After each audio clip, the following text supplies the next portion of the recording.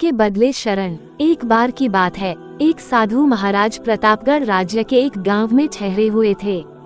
गांव से ही थोड़ी बाहर एक मोची अपने परिवार के साथ रहता था। उस मोची के घर के पास एक तालाब था। एक दिन रोज की तरह सुबह मोची तालाब किनारे पानी लेने गया था। वहां उसने तालाब में एक बहुत ही अद्भुत फूल देखा। वह फूल देखने में बहुत ही सुंदर था और चमत्कारिक भी प्रतीत हो रहा था। मोची ने तुरंत ही अपनी पत्नी को बुलाया और वह फूल उसे दिखाया। मोची की पत्नी धर्म के प्रति और भगवान में आस्था रखने वाली थी। वह फूल को देखते ही समझ गई कि जरूर कल यहाँ से कोई साधु जी गुजरे होंगे, उन्हीं के प्रताप से यह फूल खिला है। फूल को चमत्कारिक मानकर मोची ने एक योजना बनाई।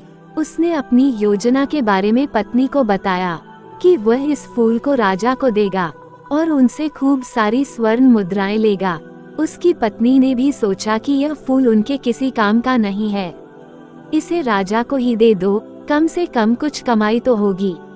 पत्नी की सहमति के बाद मोची राजमहल की ओर निकल गया। राजमहल के रास्ते में उसे एक व्यापारी मिलता है।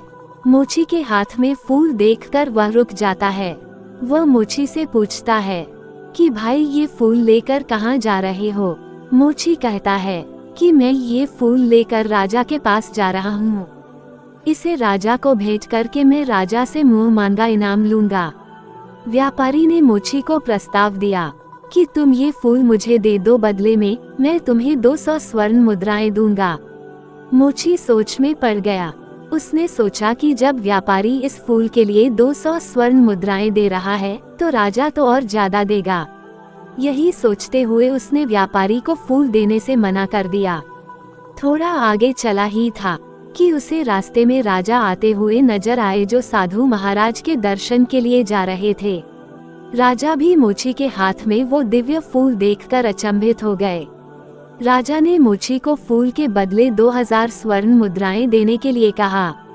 ये सुनते ही मोची के मन में एक अजीब सी चेतना आई और वह राजा को फूल न देकर दौड़ता हुआ सीधे साधु महाराज के पास जा पहुंचा। साधु महाराज जी मोची को देखकर हैरत में पड़ गए। उन्होंने मोची से पूछा तो मोची ने उन्हें सारी बात बताई। इसके बाद मोची ने वह फूल साधु महाराज के चरणों में अर्पित किया और उनसे कहा कि पहले तो मेरे मन में फूल को देखकर लालच आ गया था, लेकिन अब मैं समझ गया हूँ कि जिसकी छाया पड़ने से ही एक फूल इतना दिव्य हो गया हो, अगर उसकी शरण में मैं चला जाऊँ तो मेरा जीवन भी धन्य हो जाएगा। इसके बाद वह आजीवन साधु महाराज का शिष्य बनकर रहा। कहानी से सीख। इस कहानी ने हमें सिखाया कि हमारी जिंदगी में हमें बहुत से चीजें अपनी तरफ आकर्षित करती हैं, लेकिन हमें उनके लालच में न फंसकर अपने ज्ञान का प्रयोग करके जीवन में सही राह को चुनना चाहिए।